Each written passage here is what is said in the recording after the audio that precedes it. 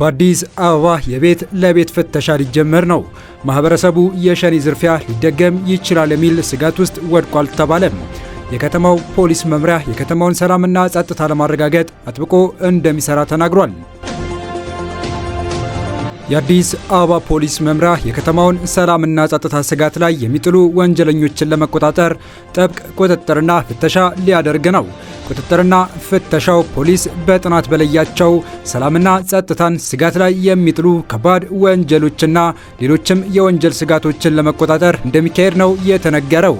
የጦር መሳሪያ ዝውውር፣ ህገወጥ የሰዎች ዝውውርና ህገወጥ የገንዘብ ዝውውር ሰላምና ጸጥታን ስጋት ላይ የሚጥሉ በሚል የተለዩ መሆናቸውን ለማወቅ ተችሏል። ለከተማው ሰላም መረጋገጥ ለማህበረሰቡ በሰላም ወጥቶ ለመግባት ትልቅ ጠቀሜታ ያላቸው ዋና ዋና ስራዎች እንደተሰሩ ፖሊስ መምሪያው ገልጿል። መምሪያው አክሎም ከለውጡ ጋር በተያያዘ በመደበኛ ስራችን በሰራናቸው የተለያዩ ስራዎች መናገር የማያስፈልገው የሚታይ የሰላም ሁኔታ ፈጥረናል። ማህበረሰቡ በሰላም ወጥቶ እንዲገባ፣ ተማሪዎች በሰላም ተምረው እንዲመለሱ፣ ነጋዴው ነግዶ እንዲገባ ተደርጓል ብሏል። አክሎም ያለው የከተማ አጠቃላይ ኢኮኖሚያዊ፣ ማህበራዊና ፖለቲካዊ እንቅስቃሴ የተረጋጋና ሰላማዊ ነው ካሉ በኋላ ይሄ የሆነበት ዋነኛ ምክንያት የአዲስ አበባ ፖሊስ መምሪያ ከሌሎች ባለድርሻ አካላት ጋር ከማህበረሰቡ ጋር በጋራ በሚሰራው የተቀናጀ ስራ ነው ብለዋል። እነዚህ የተጀመሩ ሰላም የማስከበር እንቅስቃሴዎች ተጠናክረው መቀጠል አለባቸው። ምክንያቱም ጸጥታችን፣ ሰላማችን እንደ አይናችን ብሌን መጠበቅ አለብን ሲል ፖሊስ መምሪያው አስታውቋል። አክለውም በቀረቡልን ጥያቄዎችና በተለይም በጥናት በለየናቸው ወንጀሎች ሰላምና ጸጥታን ስጋት ላይ በሚጥሉ ከባድ ወንጀሎች ላይ ትኩረት እናደርጋለን ብለዋል።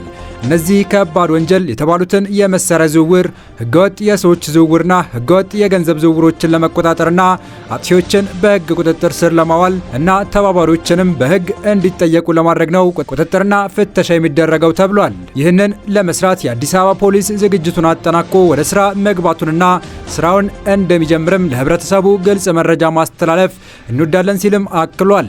ህብረተሰቡም የተለመደውን እና የፖሊስን ስራ የሚያቀለውንና የሚያግዘውን ትብብሩን ያድርግ ብለዋል። መምሪያው አክሎም የፖሊስ አባሎቻችን ሲመጡ በህጋዊ መንገድ ነው። የፖሊስ አባል ስለሆኑ መታወቂያ ይኖራቸዋል። ከዚህ ጋር በተያያዘ ህብረተሰቡ ምንም ግርታ ውስጥ መግባት አይጠበቅበትም። የተለመደ ትብብሩ ነው ማድረግ ያለበት የሚል መልእክትም ከፖሊስ መምሪያው ተላልፏል።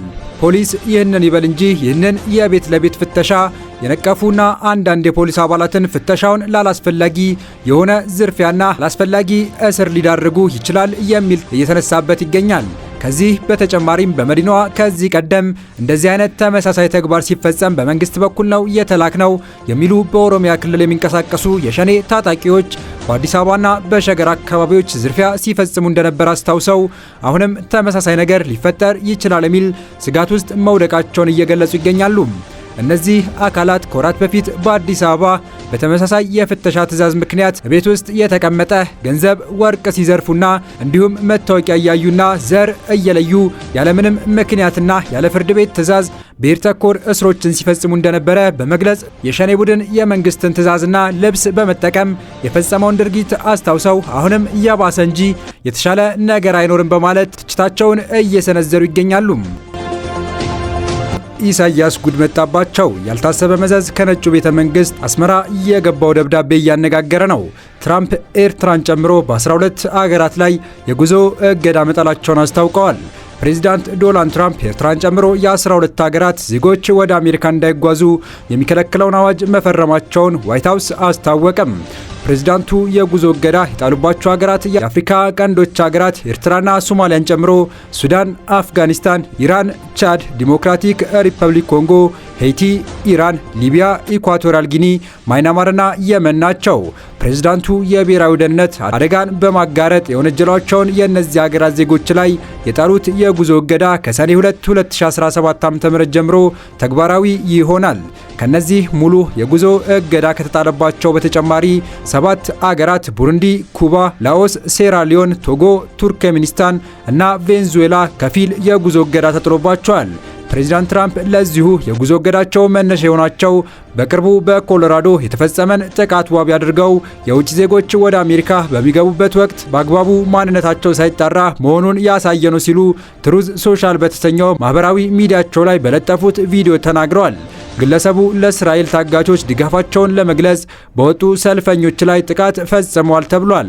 ጥቃቱን ፈጽሟል የተባለው ግብፃዊ ዜግነት ያለው ሲሆን ግብፅ በዚሁ የጉዞ እገዳ አልተካተተችም። ትራምፕ በተጨማሪም በጊዜያዊ ቪዛ ወደ አገሪቱ መጥተው የሚቆዩ ሰዎችንም በተመለከተ አንፈልጋቸውም ሲሉ ተናግረዋል። ዋይት ሀውስ እነዚህ ገደቦች አሜሪካውያንን ከውጭ ሀገራት አደገኛ አካላት ይጠብቋቸዋል ብሏል። ምንም እንኳን አገራቱ ሙሉ የጉዞ እገዳ ቢጣልባቸውም በኢራን ውስጥ በእምነታቸውና ጎሳቸው ጭቆና እየደረሰባቸው ላሉ ስደተኞች ወደ አሜሪካ እንዲጓዙ ተፈቅዶላቸዋል።